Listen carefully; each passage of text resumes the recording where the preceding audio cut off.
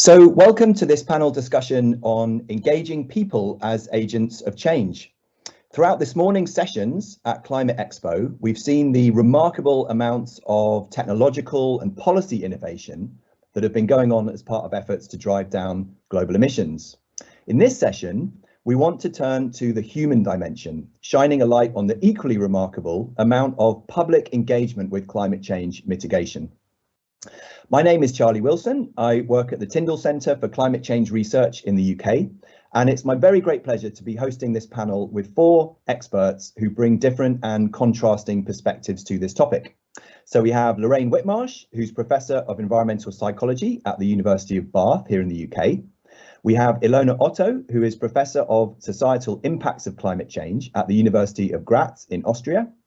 We have Richard Munang, who is the Regional Climate Coordinator of the African Office of the UN Environment Programme in Kenya, and Anna Davies, who is Professor of Geography, Environment and Society at Trinity College Dublin in Ireland.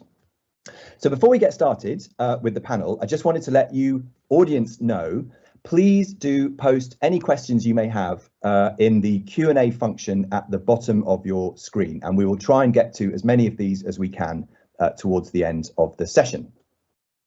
Okay, so to kick things off with the panel, I'd like to ask each of you to give a one-sentence response with no commas to the following assertion. Technological innovation and market opportunities for ever cheaper renewable electricity will solve climate change. So, Lorraine, you first, please. Thanks, Charlie. I think this ignores the huge role for people. Technologies don't change unless people want them to, but in any case, technological change alone is not sufficient to get us any net zero, let alone helping us to reach other sustainable development goals. Thank you. Ilona.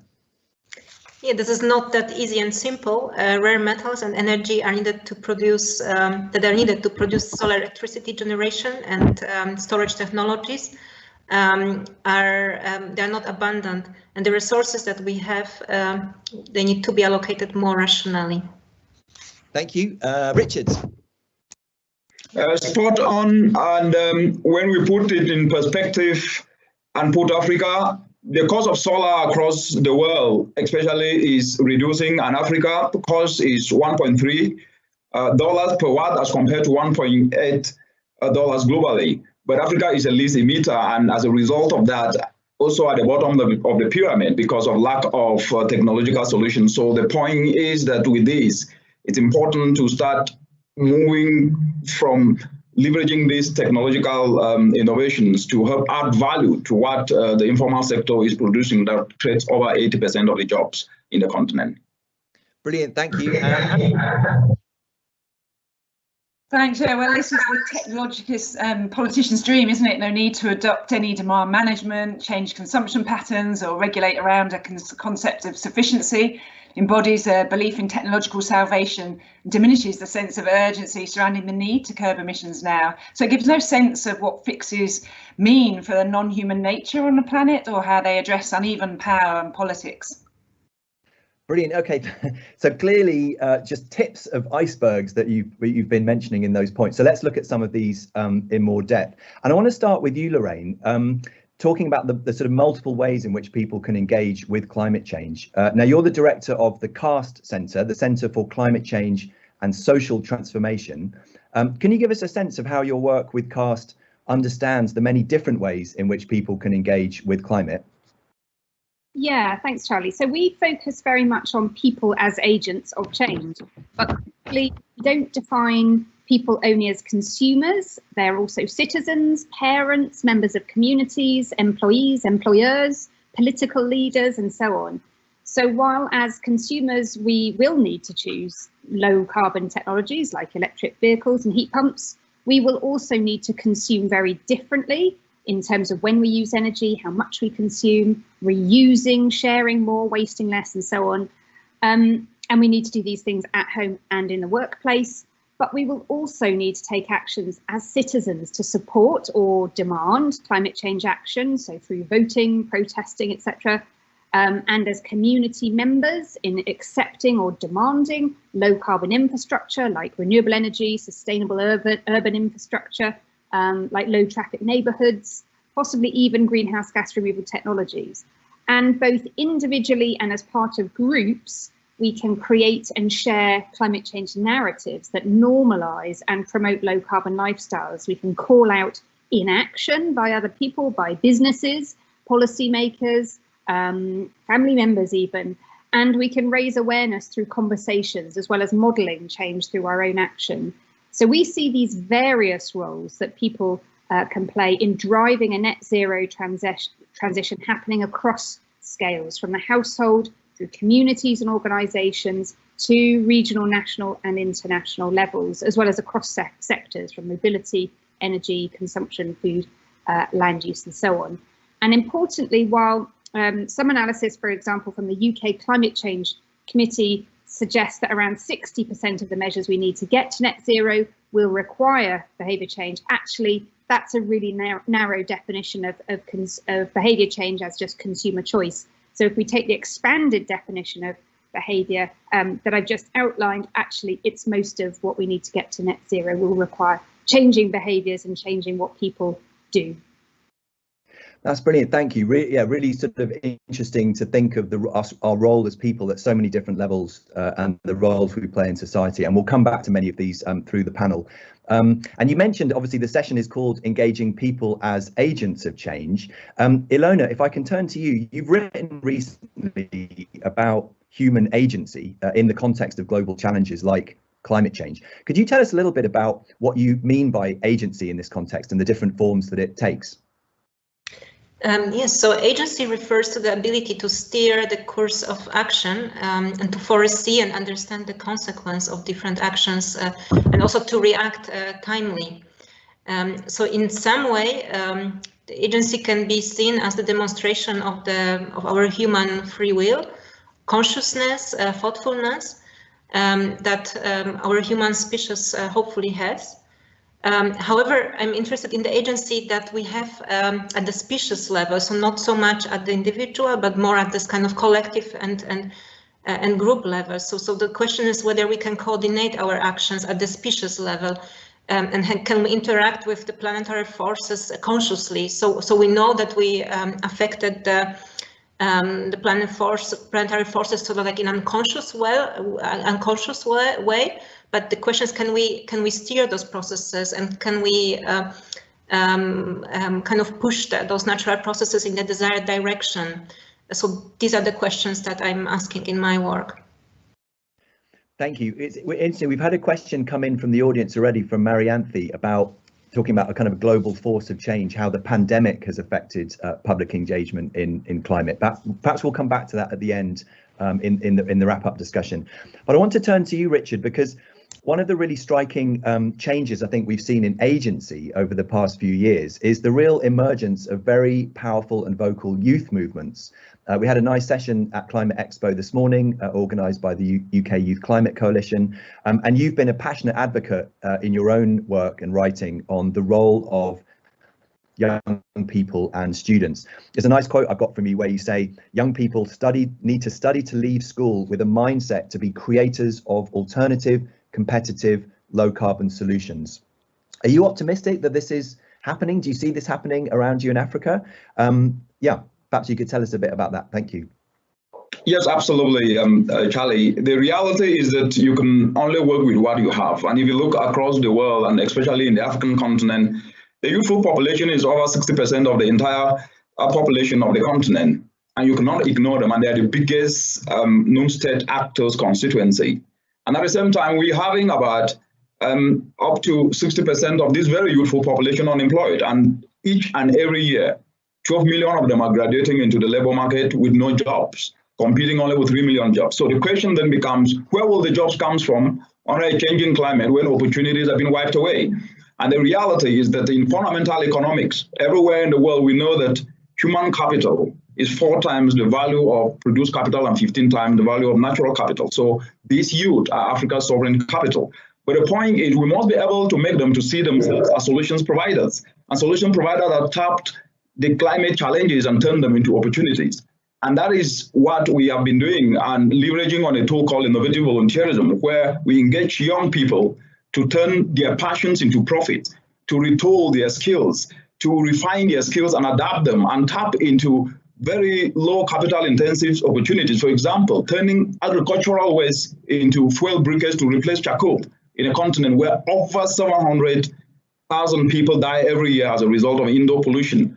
But if we wait only for government alone, without tapping into this biggest non-state actor constituency for climate action, we might never be able to actually move towards net zero emissions in the continent.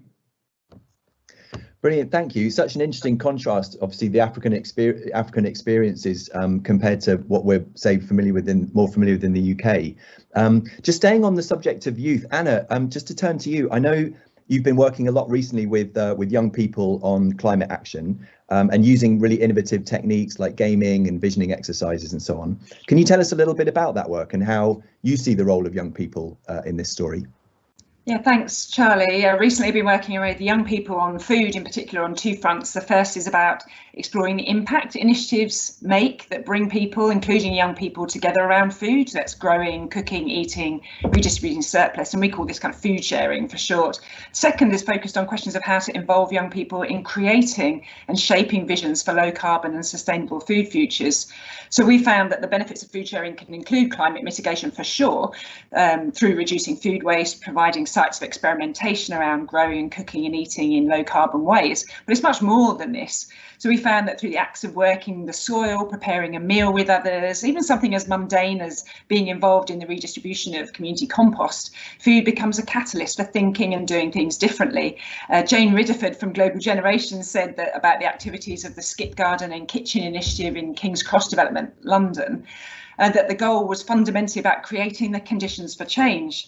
So Global Generations, an educational charity that's worked with more than 4,000 children, young people and families to create healthy, integrated, environmentally responsible communities, enabling people really to grow themselves, grow relationships and grow a new vision for the future. And it's this visioning that informed the second part of work that I'm doing currently with the team in Share City. Basically, the argument is that our current futuring is an elite process based on modelling data, but that data rarely reflects life's messy realities and therefore kind of fails to create a vision of the future that people can imagine themselves living in. So to counteract this, we've just piloted a flash fiction competition with young people, encouraging them to engage with scenarios developed from ethnographic research, with food sharing initiatives. And we've worked with artists to turn these scenarios into visual images of a city and encourage the students to imagine what it would be like to live in that, writing a short day in the life story. And we're in the midst of analysing this currently, and we're looking to springboard into the next academic year to explore with young people what sustainable food systems might be with them rather than for them. Brilliant, thank you. Yeah, super fascinating in terms of different ways of engaging youth. So I want to, Lorraine, I want to come back to you and turn to the sort of the question that comes up a lot about what role each of us have to play as individuals and households in our own behaviours and lifestyles. I know you get asked this question a lot, but to what extent do you think action on climate change relies on all of us doing our bit? Yeah, thanks. I think it's clear that we won't reach our net zero targets by people making small incremental changes like a bit of recycling or turning off the odd light. And these were examples of doing our bit from previous environmental information campaigns, which made it seem like going green would be painless and easy. But actually, while the profound changes required to reach net zero don't necessarily need to be painful, they may not all be easy. They are going to be very significant. We need to really significantly cut down the amount that we fly and drive. We need to eat less red meat and dairy, as well as being more energy efficient at home and work, consuming less. That's a big, really challenging one, I think. And in order to achieve this, we can't rely on people voluntarily making these changes or nudging them into net zero lifestyles, because what drives our high consumption lifestyles are not ignorance about climate change. Actually, most people do know about climate change and they say they're very concerned about it. It's these structural factors like the layout of cities and towns, the physical layout around us, it's cultural norms to consume, it's prices and availability of products and services, and these things lock us into high carbon ways of living. So we need to change these structures in order to change lifestyles. But people are key to doing that. So these structures don't change by themselves. People can be agents of changing structures as well as changing their own behaviour. So a key part of this, I think, is building public support for levering government action and business action, actually. And so the good news there is that there are now growing public opinion polls and citizens' assemblies that point to there being quite a strong social mandate for climate action. So politicians should feel empowered to act. We also know that change needs to happen across multiple levels, using lots of different levers to motivate and enable change. So it's not just about information provision or even incentives, those won't be sufficient. We also need infrastructure change, regulation, new technologies and so on to remove those structural barriers. And we need to structure things around co-benefits that I think Anna touched on as well earlier, that actually this is about improving people's lives. It's about making people healthier, happier, addressing inequality, thinking about kind of, cost savings as well. So really building in those win-wins to these mitigation strategies. And really crucially, I think it's also about changing norms through leadership and exemplifying really good practice through and disseminating that through networks. And something that I'm particularly interested about is getting the timing right of when we intervene as well, because we know that actually habits are often a big barrier to behaviour change. We just carry on doing the things that we always do.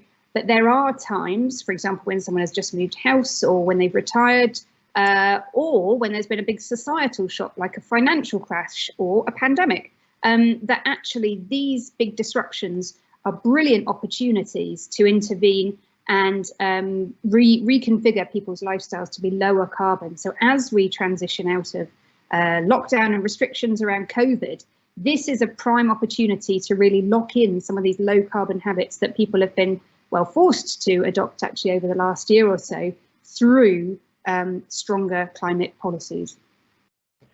Thank you. Yeah, it's a really important and good reminder of the sort of force of big structures, policy structures, market infrastructures, and we'll come back to those in a moment. You also mentioned, interestingly, the role of leadership, and I wanted to come back to Anna, because you've spent a lot of time, Anna, working with community leaders, people working at the grassroots level. Pardon me.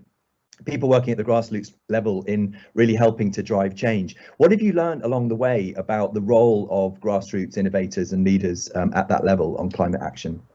Yeah, thanks, Charlie. So I guess what I found is that grassroots actions and innovations often emerge in response to specific contexts and local needs. Therefore, a response that works in one location will not necessarily work in another. So understanding histories, cultures, experiences is vitally important. Simple cut and paste approaches to scaling up or rolling out grassroots actions, which have been successful in one place, to others is unlikely to succeed. That's not to say we can't learn from them. Good practice examples can be inspirational, and general approaches and principles for supporting grassroots actions can be developed.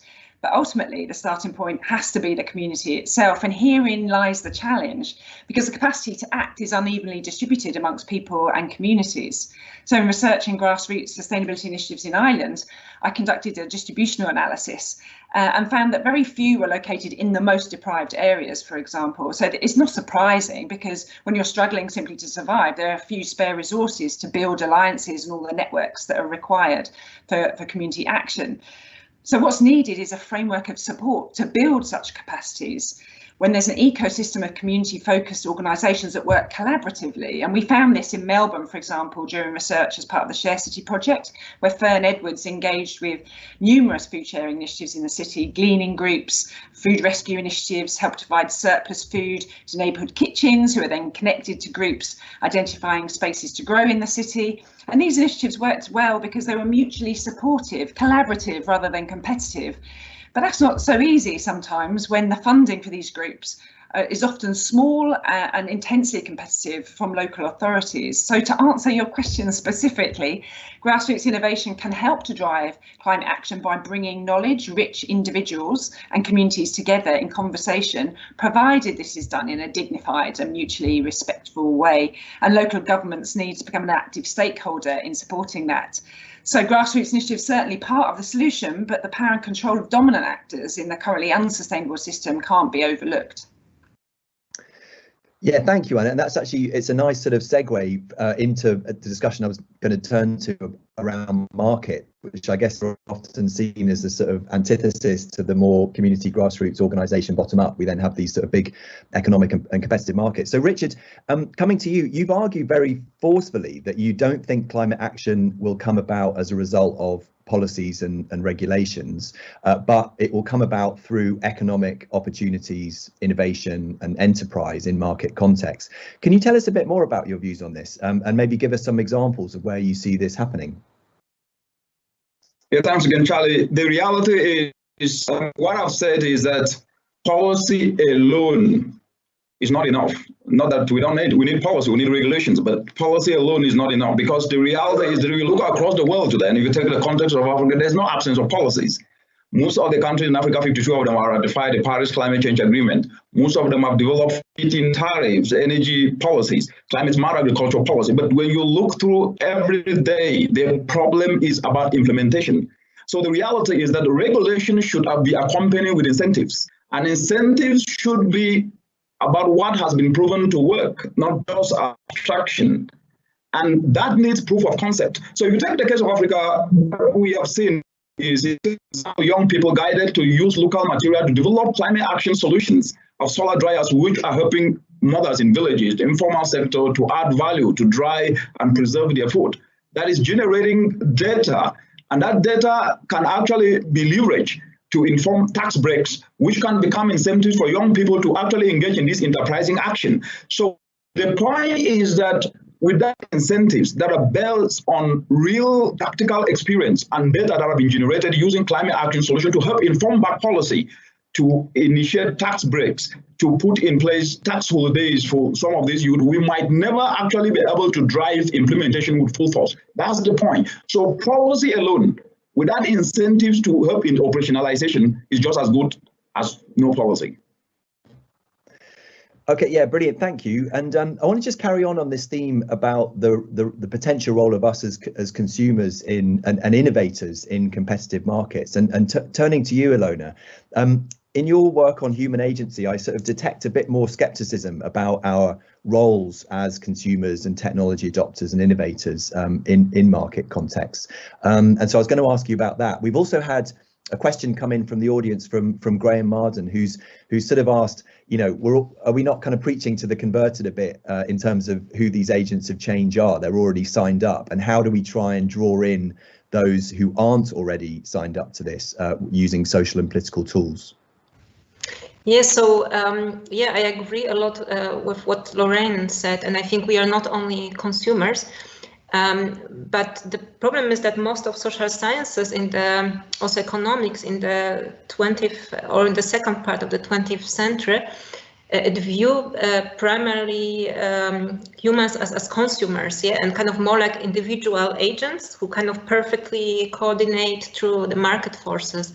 And I think it's in a way it's true only under some circumstances, but there is much more to this, and there are also some alternative views on human agency that undermine this kind of collective dimension, that we don't have this agency only as individual persons, but as collectives, as groups, as organizations. And one more interesting thing is that we also have the agency that is so-called the structural political agency that is needed to change the structure of the system. Yeah? So to change the policies, the regulations, social norms. And as consumers, we cannot really change social norms, yeah, or regulations. Yeah, we have to act as citizens. So I completely agree with what Lorraine said previously. Yeah, we have to see ourselves as citizens, yeah, not only as consumers, because if we only act as consumers, like we will not reach this kind of deep transformation that is needed. Yeah, we really have to think what kind of policies are needed, what kind of social norms, beliefs, but also what kind of infrastructural changes are needed. Yeah. So this is very important. And now to kind of get shortly to this question that was posed by Graham Marden. Yeah, so probably not everyone can be a leader, and not everyone feels like kind of having the capacity to be a great leader. But my research demonstrates that the power, that the minorities have like a great power. Yes, actually, to change the society, you don't need everyone to change. But there are kind of multiple historical examples that show that you need small groups of kind of committed and active minorities. And sometimes it's just like 3.5% of the population, sometimes 25% of population. So it depends on the network structure and the update time and so on. But it's really, well, there are such examples that show that really those kind of active committed minorities, they can change the dominant rules and social norms, actually only also in a negative way. So unfortunately, there are also such examples. So I think exactly. So this is this is I think a very powerful message. Yes. So that we all have to be those kind of, I mean, those who care. We have to be those active committed minorities who demonstrate the other social norms and who demonstrate alternative lifestyle choices, and so I think this is kind of what we can take and share with the rest of society. Yeah, thank you.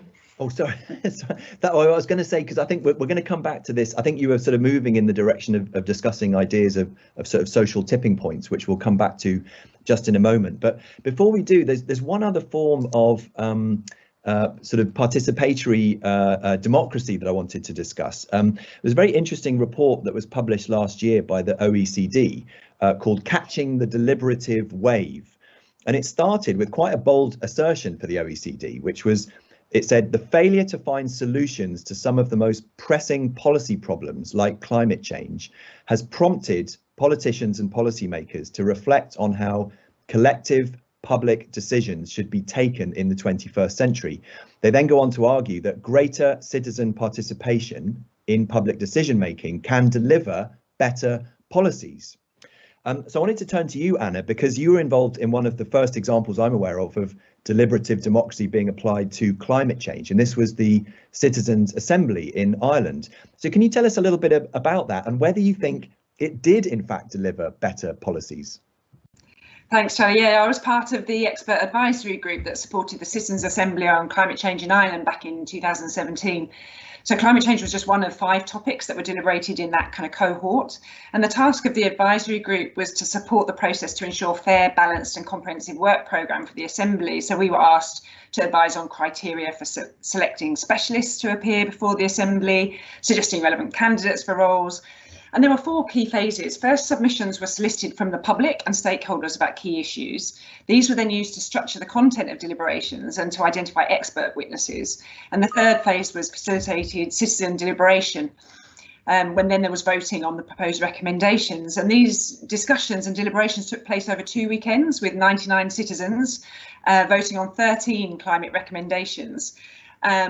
And the recommendations on climate change received the highest level of consensus across all of the topics that were deliberated. 80% or more of the citizens were in favour of each proposal.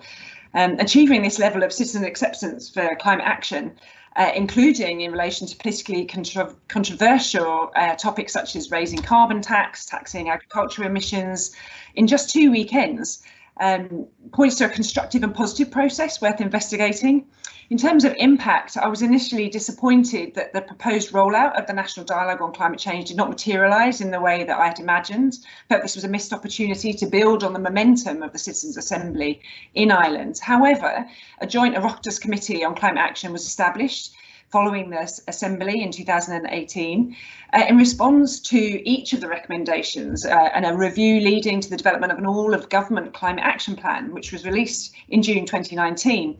And in March of this year, a new climate action bill was released and is progressing now through Parliament currently. Too soon, probably, to say how things will pan out, but it looks like Ireland will now have a 5-year carbon budget, much like the UK, strengthened advisory council and a commitment to pursue and achieve the transition to climate resilient, biodiverse and sustainable society.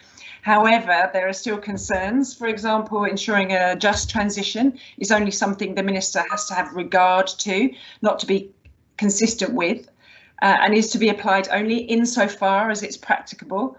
So overall, I'd say that the Citizens' Assembly did have an impact on policy, pushing the government to set higher ambitions, but it has not embedded a new deliberative practice at the heart of climate change policy making, which is a lost opportunity, at least from my perspective. Thanks, Anna. Yeah, super fascinating, the experiment, if you like, in deliberative democracy in Ireland, which I know many countries, including the UK, have now done their versions of. But Richard, I wanted to come to you because citizens' assemblies are quite a kind of formalised way, if you like, of introducing more deliberative forms of democracy. And I was interested how this resonates with you in an African context, or whether you see actually other routes to engaging with decision making as being more powerful. And perhaps I could also roll into that question. We've had a nice question from the audience from Peter Brunner, who works for an NGO called Heart for Gambia. And Peter sort of asked how we really make sure that local views are captured in local decision making and local incentives for climate action. Yeah, excellent question. And I will start by saying that the reality is that we do not do development for people. People do development for themselves. And our role is to facilitate the process. What does that mean? The people in communities is not like they're sitting without doing anything. They are using indigenous approaches. Our role is to identify the gaps, and the gaps are being identified by these people most of the time, and they need us to facilitate in providing them with guidance to develop technologies. And that's what we are doing, leveraging on youth ingenuity and ideas and passion to guide them in a very structured way to devise these capital-intensive climate action solutions of solar dryers and briquettes and biofertilizer. But the broader point is, if we don't listen to those on the ground and build on what has worked for them, no matter what we bring to them, it's proven not to be long-lasting, and also the ownership aspect disappears. So deliberative democracy is important, and it's already practiced in communities, but we must build on that to add value, to close the gaps in which they might not be able to have that knowledge or to have the technology to do so. But we cannot do it devoid of the context, because the reality is, if you look across the continent today, and to answer to Peter Brunner's question, the issue of climate change pitch from only a classical science perspective means nothing to a mother in a village who doesn't have food to feed her kid or to send her kid to school. It's about socioeconomics. So if we do not show the valuable meaning of a climate action that helps a mother put food on the table, send her kids to school, and be able to afford medication, that will not mean anything to the 80% of the informal sector people in the continent. So the point is building on what has worked and also showing that climate action is a socio-economic opportunity. That is, simple solar dryer can help a mother preserve, dry her vegetables and sell it at a higher price and put more money in the pocket. That and the simple ecosystem-based adaptation approach, like agroforestry or applying of fertilizer, can increase a crop production. They will own it because they see the economic value of it. If we don't do that, building on what has already worked, then we might not be able to move forward. So actually, policy should be informed by what works on the ground. Bottom-up data, informing policy, and also creating incentives is the way to go. Thank you, Richard. And there's a nice segue into what I wanted to come to ask Ilona about her work on social tipping dynamics, because I think some of the things you were talking about, Richard, you put a persuasive argument that they're building a sort of self-sustaining force. And Ilona, you've in your work thought about and researched interventions that, I'm going to quote here, that can activate contagious processes of rapidly spreading technologies, behaviours, norms and structural reorganisations. Could you explain briefly, I know it's a complex topic, but could you explain briefly how you see these social tipping dynamics working and whether we can intervene to get them to work a bit faster? Yeah, exactly. So most of kind of recommendation recommended by kind of standard neoclassical economics, they focus on kind of linear changes, yeah, and our question was how to get to kind of this non-linear change that is needed for rapid decarbonization. So social tipping elements are parts of the socioeconomic system in which changes can occur relatively rapidly. And where there's those kind of contagious or those kind of in a way infectious dynamics can be observed. And there are some. So in our research, we asked international experts, but we also did a literature review, and we also looked at various cases of empirical evidence, and we nominated some candidates for such social tipping elements where those changes can occur very rapidly. So, for instance, like the financial market and the divestment movement. Or also building carbon neutral cities, or also normative changes and recognizing the immoral character of using fossil fuels. And there are those areas where the change can occur very rapidly and also affect the anthropogenic greenhouse gas emissions. And again, I kind of come back to those the power of minorities. That so this was something what was in common for all those social tipping elements that we investigated in the paper. So there was this kind of repeated evidence that those small groups, they have the power to activate those contagious processes. So at the end, I think all those interventions are needed. And maybe kind of I relate shortly to question raised by Kate Scott. So she asked how to verify like what is needed and which actions are kind of can align with the net zero target. And to be honest, I think we are at the point of time where actually all actions are needed. Yeah. So I think those social tipping interventions are important and needed. But at the end, like I think each small contribution matters. Yes. So depending on so there are all kinds of organizations such as working on the divestment movement, or also on technology change, but also on dietary changes and reuse, recycle and repair cafes, or also climate education. So I would say at the end this is all needed, and we need all solutions to reach the goal and this challenge that we are facing.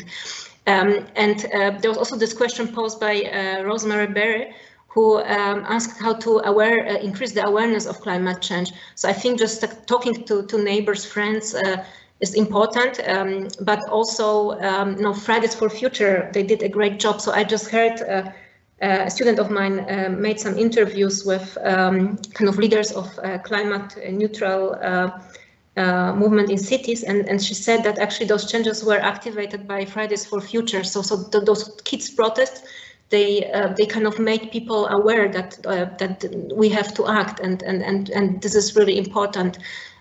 So I think at the end those actions are, I mean, everything what we can do, it matters. Yeah. Thanks, Ilona. So Lorraine, I want to come to you at least for one of the final questions before we turn to some of the questions from the audience. Much of what we've been trying to cover in the panel is the different roles, the different scales, the different ways in which people can engage on climate action. And as Ilona was mentioning, what we're really sort of looking for is all of these different ways to align to help drive rapid transformation. Again, I know that this is a concern of the centre that you direct, the Centre for Climate Change and Social Transformation. So could you give us any examples of where you see this sort of virtuous alignment happening already? Are you optimistic about these social transformation processes? Yeah, in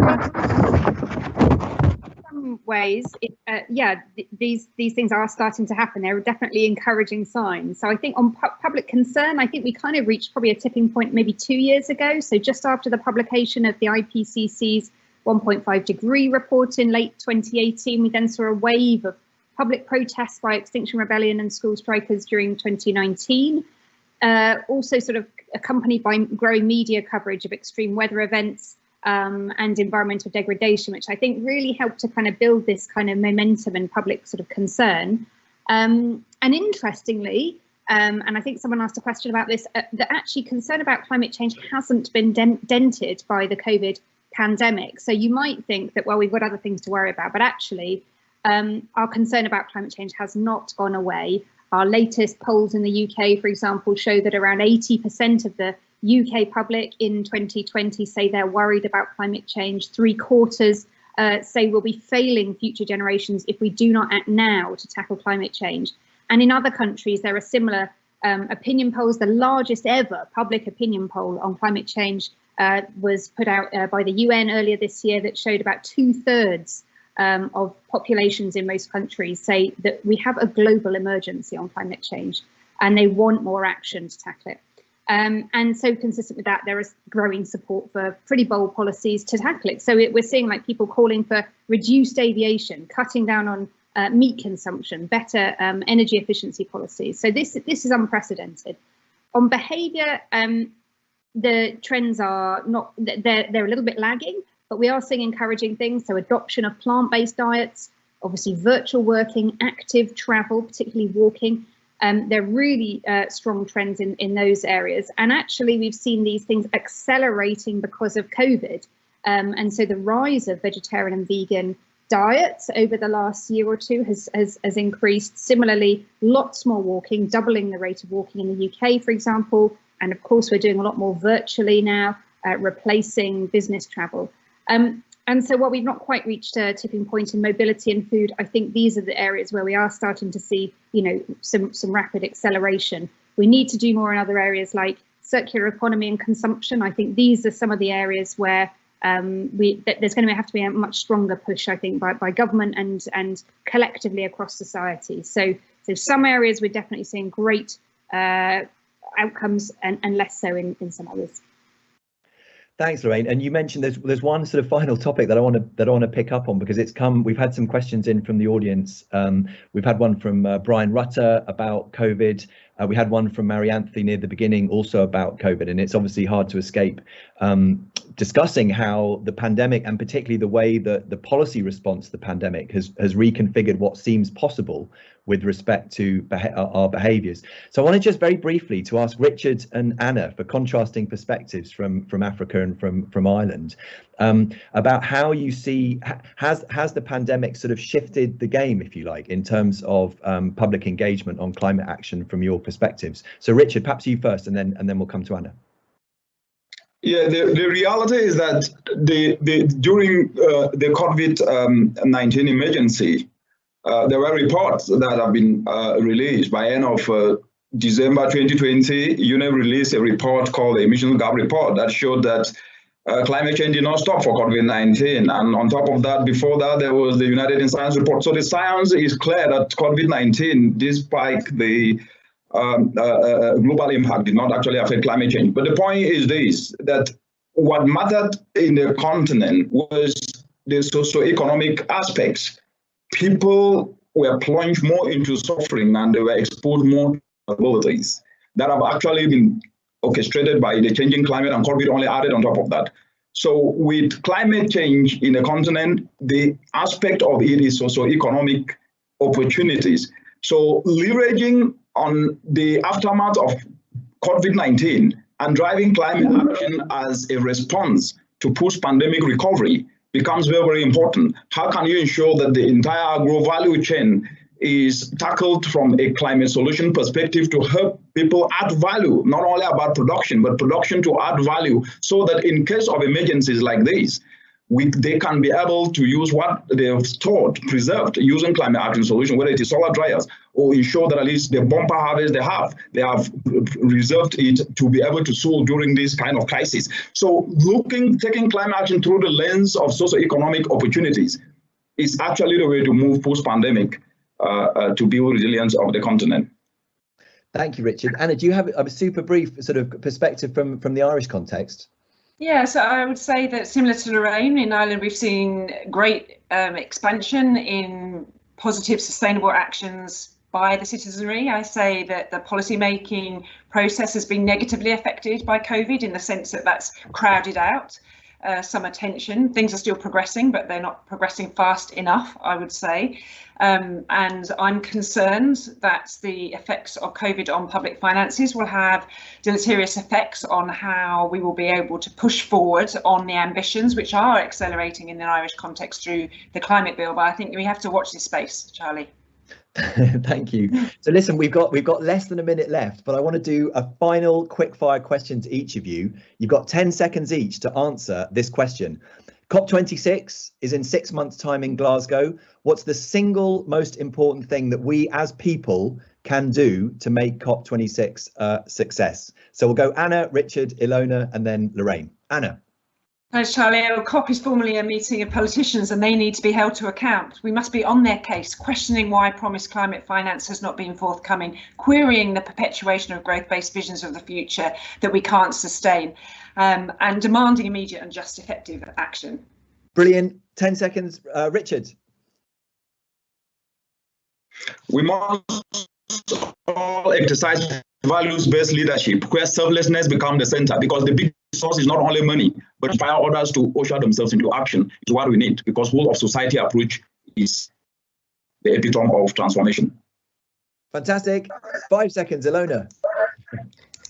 I think the politicians will not solve our problems. We all have to be the agents of change, and we have the agency to do what is needed, and everyone can contribute, and everyone plays a role. Thank you. And the final 5 seconds to Lorraine. We need to recognise we have more power and agency than we might think, not only to reduce our own carbon footprint, but to lobby politicians, employers, and have conversations with everybody to embed low carbon living in our lives. Thank you all very, very much. Sorry for speeding you up at the end, and thank you all very much also to the audience for listening in. I hope you've enjoyed this session and enjoy the rest of Climate Expo.